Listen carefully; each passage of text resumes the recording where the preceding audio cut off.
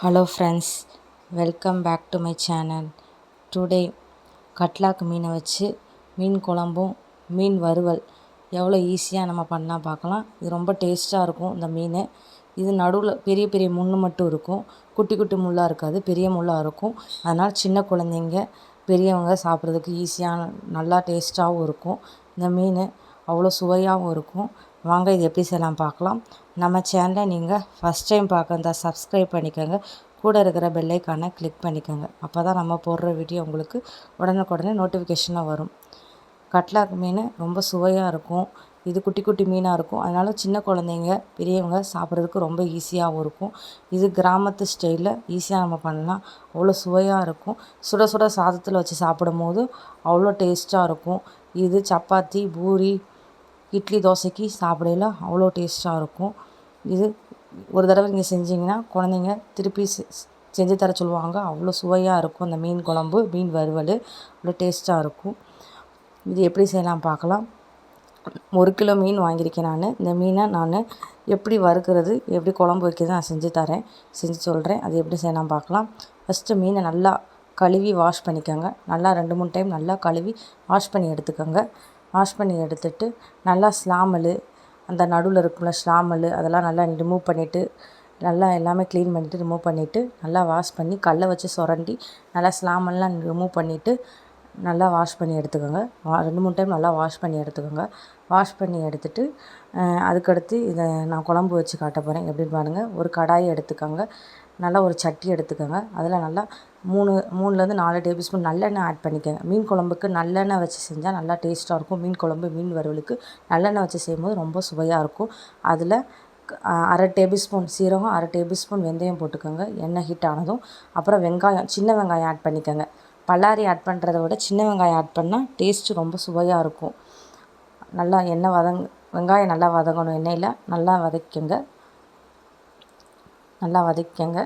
வதக்கிட்டு அப்புறம் தக்காளி, பச்சை மிளகா, கருவேப்பிலை தான் நம்ம ஆட் பண்ண போகிறோம்.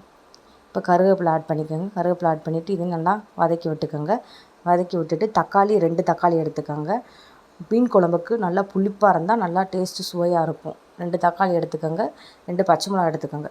எடுத்துகிட்டு நல்லா வதக்கி விட்டுக்கோங்க. எண்ணெயிலே நல்லா வதக்கணும். எல்லாமே வதக்கி விட்டுட்டு நல்லா வதக்கி விட்டுக்கோங்க. ஃபுல்லாக சுற்றி நல்லா வதக்கி விட்டுக்கோங்க. நல்லெண்ணெய் வச்சு எதுக்கு பண்ணுறோன்னா அவ்வளோ டேஸ்ட்டாக இருக்கும். நம்ம நார்மல் குக்கிங் ஆயிலை விட, ரீஃபண்ட் ஆயிலை விட நல்லெண்ணெய் வச்சு பண்ணுறது ரொம்ப சுவையாக இருக்கும். அப்போ எண்ணெயில் நல்லா வதங்கிறதுக்கு கொஞ்சமாக உப்பு ஆட் பண்ணிக்கோங்க. தேவையான அளவு உப்பு ஆட் பண்ணிக்கோங்க. ஆட் பண்ணிவிட்டு இது நல்லா வதக்கி விடுங்க. வதங்கினா ஈஸியாக வெங்காயம், தக்காளியெல்லாம் ஈஸியாக வதங்கிடும், சீக்கிரம் வதங்கிடும். இதில் 2 டேபிள் ஸ்பூன் மிளகாப்பொடி ஆட் பண்ணிக்கோங்க. ஆட் பண்ணிவிட்டு இதை நல்லா வதக்கி விட்டுக்கோங்க. மிளகாப்பொடி எதுக்கு ஆட் பண்ணுறோன்னா, எண்ணெயில் ஃபஸ்ட்டு ஆட் பண்ணுறோன்னா கலரிங்காக, நல்லா கலரு மேலே பார்க்கும்போது நல்லா எண்ணெயோடு திரிஞ்சு வரும். மிளகாப்பொடி கலராக இருக்கும், பார்க்க ரொம்ப லுக்கு நல்லாயிருக்கும். அதுக்காக முன்னாடியே நம்ம ஆட் பண்ணிடுறோம் மிளகாப்பொடி. இப்போ புளி நம்ம கரைச்சி வச்சிருக்க கரைசலை நம்ம ஆட் பண்ணிக்கிறோம். ஆட் பண்ணிவிட்டு அதுக்கடுத்து மல்லிப்பொடி 3-4 டேபிள் ஸ்பூன் மல்லிப்பொடி ஆட் பண்ணிக்கோங்க. மல்லிப்பொடி, மஞ்சப்பொடி எல்லாம் ஆட் பண்ணிக்கோங்க. ஆட் பண்ணிவிட்டு நல்லா கிளறி விட்டுக்கோங்க. ஃபுல்லாக நல்லா கலந்து விட்டுக்கோங்க. உப்பு நம்ம முன்னாடி ஆட் பண்ணுறனால உப்பு ஆட் பண்ண அவசியம் இல்லை. இப்போ கலராக இருக்க பாருங்கள், எவ்வளோ கலராக இருக்க பாருங்கள். இதுக்கடுத்து நம்ம தேங்காயோட வெங்காயம் மிக்சியில் அரைச்சி ஆட் பண்ணையில் நல்லா டேஸ்ட்டாகவும் இருக்கும். மீன் குழம்பு தேங்காயோட வெங்காயம் வச்சு பண்ணுறப்ப ரொம்ப சுவையாக இருக்கும். இப்போ குழம்பு கொதிச்சு வந்துடுச்சு. குழம்பு கொதிச்சு வந்ததும் நம்ம மீனை ஆட் பண்ண போகிறோம். நம்ம கழுவி வச்சுருக்க மீன் இல்லையா, அதை நம்ம ஆட் பண்ண போகிறோம். 1/2 கிலோ மீன் பொரிக்க 1/2 கிலோ மீன் குழம்புக்கு நம்ம ஆட் பண்ண போகிறோம். மீனுக்கு ஆட் பண்ணிட்டோம். மீன் ஆட் பண்ணிவிட்டோம். குழம்பு கொதிச்சு வந்ததும் ஆட் பண்ணிட்டோம். மேலே தெரிஞ்சு வருது பாருங்கள். ஃபுல்லாக மிளகாலாம் கலர் அவ்வளோ அழகாக இருக்குது பாருங்கள். அதுக்காக நம்ம எண்ணெய் வதக்கையில் மிளகாப்பொடி நம்ம ஆட் பண்ணணும். எண்ணெயிலே மிளகாப்பொடி ஆட் பண்ணணும். இப்போ நம்ம அரைச்சி வச்சுருக்க தேங்காயை நம்ம ஆட் பண்ண போகிறோம். ஆட் பண்ணிவிட்டு நல்லா கலந்து விட்டுக்கோங்க. கலந்து விட்டுட்டு மூடி நல்லா வேக விட்டுக்கோங்க. மீனெல்லாம் நல்லா வேக விடணும். இப்போ இன்னும் பாதி மீனை நம்ம பொரிக்க போகிறோம். நம்ம கழுவி எடுத்துருக்கோம் இந்த மீனை நம்ம பொரிக்க போகிறோம். எப்படி பொரிக்கலாம் பார்க்கலாம். இதில் இஞ்சி பூண்டு 2 டேபிள் ஸ்பூன் இஞ்சி பூண்டு ஆட் பண்ணிக்கோங்க. இஞ்சி பூண்டு ஆட் பண்ணிவிட்டு மிளகா பொடி, மஞ்சள் பொடி, சீரகப்பொடி எல்லாம் ஆட் பண்ணிக்கோங்க. இப்போ மிளகா பொடி ஆட் பண்ணிக்கோங்க. 2 டேபிள் ஸ்பூன் மிளகா பொடி ஆட் பண்ணிக்கோங்க. ஆட் பண்ணிவிட்டு மஞ்சள் பொடி 1 டேபிள் ஸ்பூன், மஞ்சள் பொடி 1 டேபிள் ஸ்பூன், மல்லிப்பொடி ஆட் பண்ணிவிட்டு அடுத்து மிளகு பொடி, சீரக பொடிலாம் ஆட் பண்ணிக்கோங்க. ஆட் பண்ணிவிட்டு உப்பு தேவையான அளவு உப்பு ஆட் பண்ணிவிட்டு நல்லா கலந்து விட்டுக்கோங்க. உப்பு 2 டேபிள் ஸ்பூன் உப்பு ஆட் பண்ணிக்கிறேன். உங்களுக்கு உப்பு எவ்வளோ அளவு தேவையோ அந்த அளவுக்கு உப்பு ஆட் பண்ணிக்கோங்க. உப்பு ஆட் பண்ணிவிட்டு நல்லா எல்லா பக்கமும் நல்லா கலந்து விட்டுக்கோங்க. நல்லா கலந்து எடுத்தாச்சு. இதில் லெமன் ஆட் பண்ண போகிறோம். லெமன் அரை லெமன் இருக்குல்ல, அரை லெமனை நம்ம ஆட் பண்ண போகிறோம். நல்லா அரை லெமனை நல்லா புழிஞ்சு விட்டுக்கோங்க. புழிஞ்சு இதையும் நல்லா மிக்ஸ் பண்ணி எடுத்துக்கோங்க. ஃபுல்லாக சீரகப்பொடி, மிளகு பொடிலாம் நம்ம ஆட் பண்ணிட்டோம். ஆட் பண்ணிவிட்டு நல்லா கலந்து விட்டுக்கோங்க. கலந்து விட்டுட்டு இதை ஃப்ரிட்ஜில் 1 மணி நேரம்ந்து அரை மணி நேரம் நல்லா வச்சு எடுக்க போகிறோம். ஃப்ரிட்ஜரில் வச்சு பண்ணோன்னா நல்லாயிருக்கும்.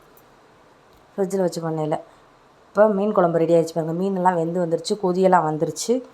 இந்த ஸ்டேஜில் நம்ம அடுப்பை ஆஃப் பண்ண போகிறோம். மீன் குழம்பு நல்லா வெந்துருச்சு, ஃபுல்லாக வெந்துருச்சு பாருங்கள். எவ்வளோ நல்லா இருக்குது பாருங்கள். பார்க்கவே அவ்வளோ டேஸ்ட்டாக இருக்குது. சாப்பிடல சூடாக சாதத்தோட சாப்பிடல அவ்வளோ டேஸ்ட்டாக இருக்கும், நல்லாயிருக்கும், சுவையாக இருக்கும். ரொம்ப விருப்பமாக நல்லா சாப்பிடுவாங்க குழந்தைங்க. இப்போ 1 மணி நேரம் சென்று பாருங்கள். ஃப்ரிட்ஜில் இருந்து 1 மணி நேரம் சென்று எடுத்து பாருங்கள். மீன் நல்லா ஊறி வந்துருச்சு. இதுக்கடுத்து நம்ம கடாயை ஹீட் பண்ணிக்கோங்க. எண்ணெயை வச்சு கடாயை ஹீட் பண்ணணும். நம்ம மீனை ஒவ்வொன்றா பொரிச்சு எடுக்க போகிறோம். ஒவ்வொரு பேட்சாக பொரிச்சு எடுக்க போகிறோம். மொத்தமாக பொரிக்கக்கூடாது, கொஞ்சம் கொஞ்சமாக ஒவ்வொரு பேட்சாக பொரிச்சு எடுக்க போகிறோம். கொஞ்சம் கொஞ்சம் மீன் அவ்வளோ டேஸ்ட்டாக இருக்கும். இந்த மீன் முள் அவ்வளோவா இருக்காது, குட்டி மில்லாதான் இருக்கும். சாப்பிட ஈஸியாக குழந்தைங்களுக்கு பிடிக்கும். குழந்தைங்க பெரியவங்க ஈஸியாக சாப்பிட்லாம். அவ்வளோ டேஸ்ட்டாக இருக்கும் இந்த மீன். ஒருக்கா நீங்கள் செஞ்சிங்கன்னா அடிக்கடி செய்வீங்க. இந்த கட்லாக்கு மீன் ரொம்ப சுவையாக இருக்கும். விருப்பமாக சாப்பிடுவாங்க. குழந்தைங்கலேருந்து பெரியவங்க வரைக்கும் நல்லா விருப்பமாக சாப்பிடுவாங்க. இதே மாதிரி எல்லா மீனையும் நம்ம பொரிச்சு எடுக்க போகிறோம். பொரிச்சு எடுத்துகிட்டு இதை சுட சுட சாதத்தோடு சாப்பிடையில் அவ்வளோ டேஸ்ட்டாக இருக்கும். ரொம்ப சுவையாக இருக்கும். இந்த மீன் சாப்பிட விரும்பி வாங்கி எல்லோரும் சாப்பிடுவாங்க. இது ஒருக்கா நீங்கள் செஞ்சிங்கன்னா அடிக்கடி செய்வீங்க. இது எப்படி இருக்குன்னு செஞ்சு பார்த்துட்டு கமெண்ட் பாக்ஸில் கமெண்ட் பண்ணுங்கள். மறக்காமல் ஃப்ரெண்ட்ஸ் அண்ட் ஃபேமிலிக்கெலாம் ஷேர் பண்ணுங்கள். பிடிச்சிருந்தா லைக் பண்ணுங்கள். தேங்க்ஸ் ஃபார் வாட்சிங்.